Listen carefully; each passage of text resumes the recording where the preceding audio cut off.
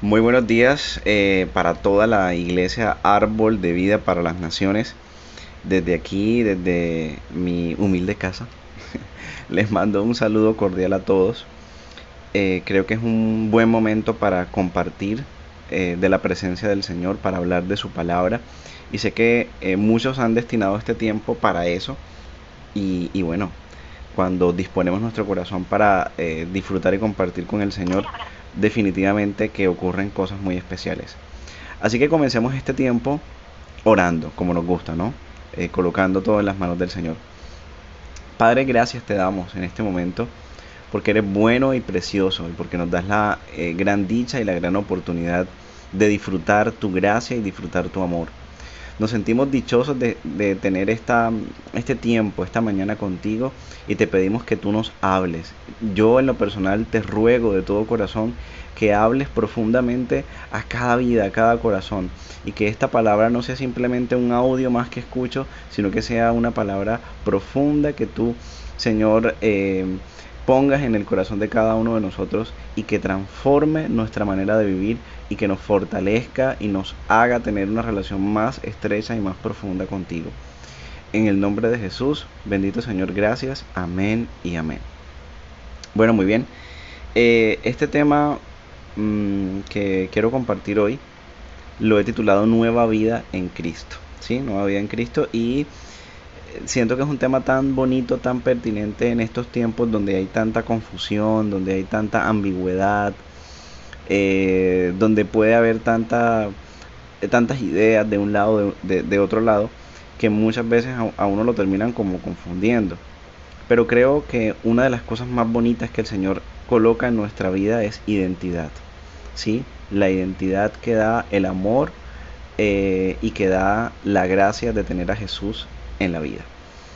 Y para eso vamos a utilizar la carta a los Efesios. Vamos a leer en el capítulo número 4, versículos del 17 al 32. Efesios capítulo número 4, versículos del 17 al 32. Ya vamos a leer el texto. Pero antes quiero decirles que una de las cosas bonitas de esta carta de Efesios, llevo ya un tiempito largo en Efesios, o leyendo la carta a los Efesios. Y una de las cosas más bonitas que tiene esta carta es que siento que es una carta muy llena de mucha inclusión, ¿sí? Porque una de las apuestas principales del apóstol Pablo, de los argumentos principales del apóstol Pablo, es mostrar cómo el Señor extendió su amor para los que anteriormente no tenían derecho de tener ese amor. Es decir, el argumento central, o por lo menos en lo que yo he podido mirar en la carta a los Efesios, es como esas personas que no teníamos entrada al amor, a la gracia, a la herencia de Dios, como simplemente porque el Señor lo decidió y en su infinito amor, ahora somos parte. ¿Sí? Yo creo que la historia humana está caracterizada por eso, por una sociedad que no quiere buscar a Dios, que se enfrenta a Dios. Yo creo que lo he comentado en muchos espacios donde he tenido la oportunidad de compartir. Y lo interesante la carta a los Efesios lo deja muy claro en el capítulo número 2, por ejemplo, que en ese momento donde nosotros estábamos muertos en nuestros delitos y pecados, ¿cierto? Allí donde no teníamos ninguna razón para ser amados, allí el Señor nos amó, ¿sí?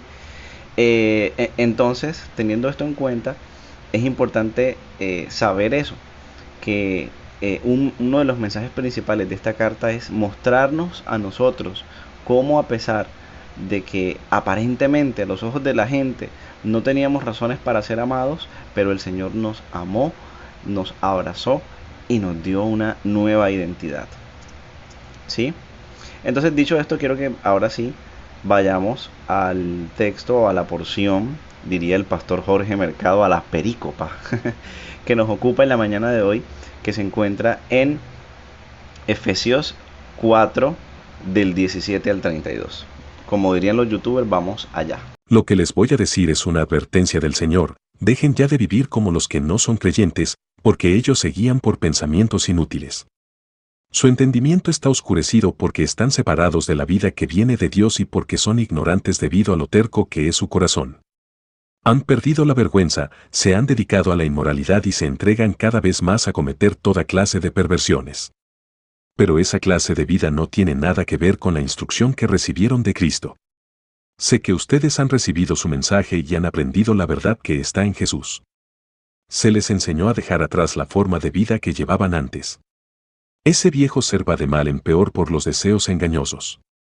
Aprendieron a renovar su forma de pensar por medio del Espíritu y a revestirse del nuevo ser que Dios creó a su imagen para que practique la justicia y la santidad por saber la verdad. Así que dejen las mentiras y díganse siempre la verdad unos a otros, porque todos formamos parte del mismo cuerpo. No permitan que la ira los haga cometer pecados, que la noche no los sorprenda enojados. No le den ninguna oportunidad al diablo para que los derrote. El que era ladrón deje de robar y trabaje haciendo algo provechoso con sus manos, así podrá compartir con el que no tiene nada. No digan malas palabras, sino palabras que ayuden y animen a los demás, para que lo que hablen le haga bien a quien los escuche. No hagan poner triste al Espíritu Santo, quien es la garantía para su completa liberación en el día señalado. Quítense de ustedes toda amargura, ira y enojo, gritos, calumnias y malicia. Sean amables y considerados unos con otros, y perdónense como Dios los ha perdonado a través de Cristo. Bueno, muchas gracias ahí al compadre Alonso que nos permitió disfrutar de la lectura de la palabra del Señor. Bien, este texto me parece muy interesante. Si ustedes se dan cuenta, aquí Pablo está invitando a sus lectores a disfrutar de la nueva vida que el Señor les ha regalado. Ahora nos podemos colocar nosotros allí como los lectores de Pablo y decir, nos está invitando a nosotros, sus lectores, a que disfrutemos. Déjenme ver si esto está grabando. Sí, está grabando. A que disfrutemos de la nueva vida que Él nos ha regalado. Y hay unas características interesantes de cómo era la vida de nosotros antes y cómo es la vida una vez conocemos a Jesús. ¿Sí? Yo creo que acá todos podríamos hacer esa diferencia. Si usted en este momento se colocara a pensar cómo era su vida antes de conocer a Jesús, ¿qué diría? ¿Qué pensaría? Yo le invito a que tome unos minutos de este tiempo y reflexione en eso. ¿Cómo era su vida antes de conocer a Jesús? ¿Usted qué hacía? ¿Cómo se comportaba? ¿Cómo trataba a los demás? ¿Cómo trataba a su cuerpo? ¿Cómo se levantaba? ¿Se levantaba con ánimo, sin ánimo? ¿Cómo era? Yo le invito a que piense un momento en eso. ¿Cómo era su forma de disfrutar antes de conocer a Jesús? ¿Sí? ¿Cómo celebraba? ¿Cómo era su manera de celebrar? ¿Cierto? Y acá en la carta a los Efesios y en este texto particular, Pablo nos da algunas pistas de cómo era de cómo era esa vida. Y lo primero que podemos encontrar y que también lo podríamos mirar cuando leemos el capítulo 2 es que una de las características de una persona que no conoce a Dios es que simplemente vive para para satisfacer sus deseos humanos, ¿cierto? Una persona, digamos que no tiene este conocimiento de Dios, simplemente actúa siguiendo sus impulsos, ¿cierto? Yo voy y quiero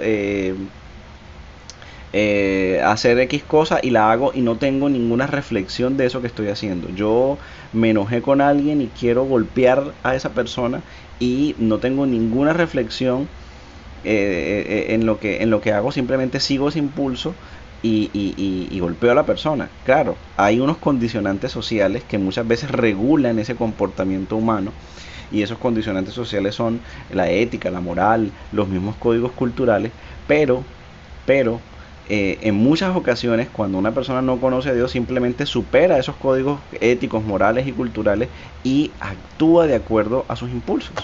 Si yo en este momento quiero acostarme con una persona, perdón la expresión grotesca, acostarme con una persona, lo hago y punto, porque no hay ningún límite, no hay un conocimiento de Dios que me diga, oye, tu cuerpo es templo del Espíritu Santo y tu sexualidad debe de estar a la luz de la voluntad de Dios.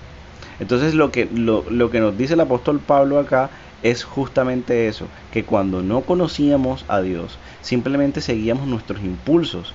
Podríamos ser como unos animalitos, ¿sí? Que simplemente responden a sus instintos. Diría una amiga psicóloga, éramos seres, ¿cómo es que dice una amiga psicóloga que yo tengo? Instintuales, bueno, no sé. Sí, ella usa una palabra instintuales, creo que es, pero no es la palabra. Simplemente seguíamos nuestros instintos, ¿verdad? Y no había ninguna reflexión frente a las implicaciones de eso que, que nosotros hacíamos. Simplemente lo sentíamos, queríamos y para allá íbamos, ¿cierto? Sin importar qué pensaba Dios, ¿ya? Sin importar que existía Dios. De hecho, el apóstol Pablo lo dice, no existía una conciencia de que Dios estaba. No había una, déjenme lo busco acá, como el apóstol Pablo lo plantea, porque me parece muy interesante. Dice, lo que les voy a decir es una advertencia del Señor. Dejen ya de vivir como los que no son creyentes, porque ellos se guían por pensamientos inútiles. Su entendimiento está oscurecido, porque están separados de la vida que viene de Dios y porque son ignorantes debido a lo terco que es su corazón. Entonces miren que hay una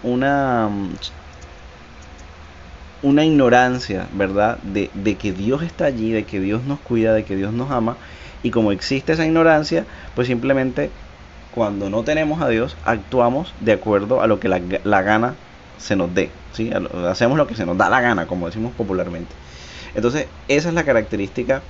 Y más abajo Pablo va a seguir describiendo esas características, cómo es esa persona que se entrega, ¿verdad?, a sus deseos, que han perdido la vergüenza, que se entregan a la inmoralidad. Y Pablo más o menos detalla y describe cómo es esa vida sin Dios.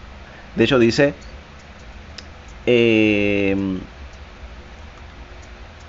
entregan cada vez más a cometer todo tipo de perversiones, dice el apóstol Pablo, ¿cierto? O sea, esa vida no tiene ningún freno, esa vida que no tiene ninguna limitación, ningún condicionante. A lo mucho los condicionantes culturales, éticos, morales, ¿verdad?, que tiene cada sociedad, pero más allá de eso no hay nada, ¿sí? Más allá de eso no hay nada. Entonces, ¿qué pasa con eso? Que cuando nosotros conocemos a Dios, nuestra vida cambia, ¿sí? Nuestra vida tiene que cambiar, porque ya dijimos, las personas que no conocen a Dios andan como si Dios no existiera, y por eso no tienen ninguna clase de límite. Pero cuando nosotros conocemos a Dios, ese cambio se nota. Entonces ya no trato igual a las personas, ya no me comporto igual, ¿verdad? Ya no soy igual con mi familia, con las personas que tengo, con las personas que amo. Ya no trato mal a mis hijos, ya no resuelvo los problemas a punta de grito, ya no me dedico al chisme, ¿sí? Ya no coloco, digamos, muchas cosas que antes eran el centro, como el alcohol, eh, como el sexo, como tantas de estas prácticas, no las coloco como el centro o como el fin último de mi vida, sino que el fin último de mi vida se convierte en Jesús, se convierte en amar a las personas. Digamos, hay una transformación radical de cómo somos en nuestro ser. Claro que vamos a cometer errores, claro que vamos a fallar, pero la esencia de la práctica de nuestra vida definitivamente que cambia, da un giro. Y esa es la invitación que nos hace el apóstol Pablo en esta porción de la escritura.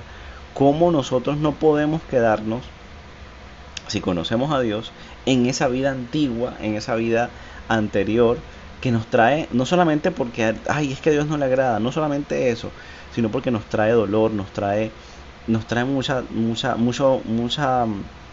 mal, trae mucho mal a nuestra propia integridad como seres humanos, ¿sí? Entonces, existe un cambio significativo en cómo éramos antes, cómo somos ahora, y como lo decía ahorita, ese cambio se refleja en la manera como vivimos. La forma de nuestra vida refleja el cambio que hemos tenido o que hemos conocido con Dios. Por eso es que una persona que antes era borracha, digámoslo así, por poner un ejemplo, o cambiamos ese término, era borracha, una persona que estaba sumergida en el alcohol, suena más bonito, ¿sí? Cuando conoce a Dios, su vida cambia, ¿cierto?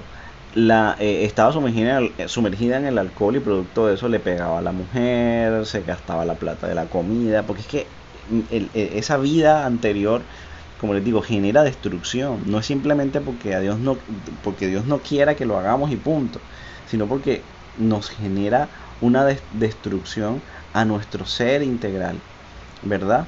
Y por eso cuando venimos a Dios, esas cosas cambian. Y como les digo, a veces uno visibiliza eh,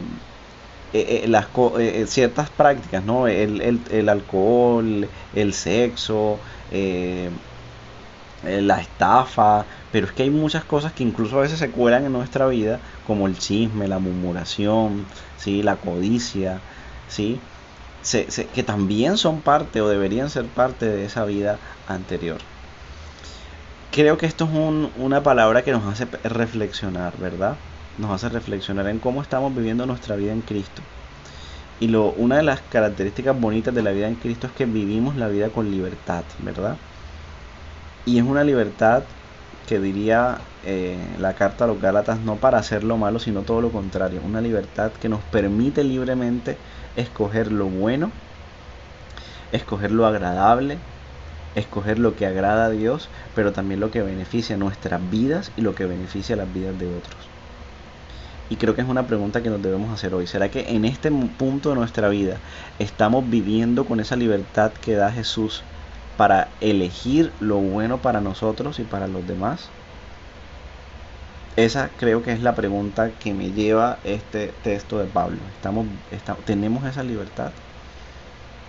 Si no sentimos que tenemos esa libertad para escoger lo bueno, porque sentimos que lo malo tiene un dominio sobre nuestra vida, creo que este es un buen momento para venir a Jesús.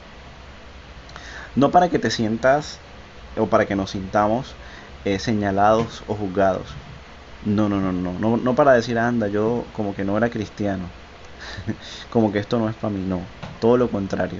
Si tú al leer este texto te sientes redarguido, sientes que hombre, si te identificas con este texto que hemos leído, con esta reflexión que traemos, no es para que te sientas mal ni para que te sientas separado de Dios, sino al contrario, esto te debe motivar a correr a los brazos de Jesús y decirle, Señor, quiero que definitivamente mi vida cambie, mis intereses cambien, mis prioridades cambien, porque yo quiero que a partir de este momento mi prioridad seas tú.